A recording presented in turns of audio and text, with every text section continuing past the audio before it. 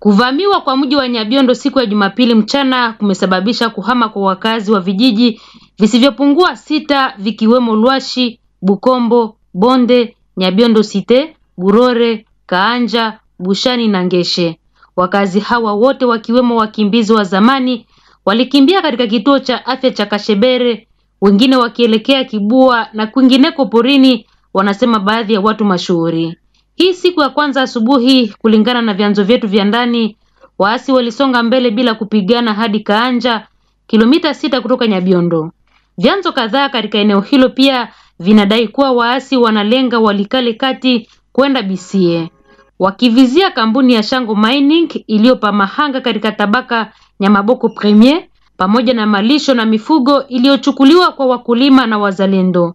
Hata hivyo, watendaji wa eneo hilo wanasikitishwa na kutokuwepo kwa misaada ya kibinadamu katika eneo lililoathiriwa na mapigano, isipokuwa tu madaktari wasio na mipaka MSF ambao wanaendelea kusaidia hospitali ya Nyabiondo. Ile masasi ilipima kubomoa service fulani za hospitali, na hiyo masasi ikafikia wagonjwa wenye walikuwa napanga hospitali.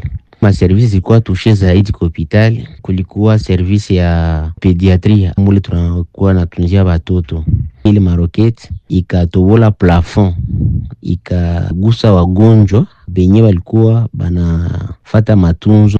Kulikuwa watu 5 ambao waliweza kulumizwa, na kuko benye walikuwa na bilonda vya ajabu mpaka wakaingia msoins intensif. Apart service ya pediatri yenye ilikuwa zaidi imeguswa na ile masasi, kuna kuwa ingine maservice fulani sa vile urgence ambao masasi likupiga ikavunja mabio, mangambo ya pharmacie ya detail, mangambo ya consultation externe.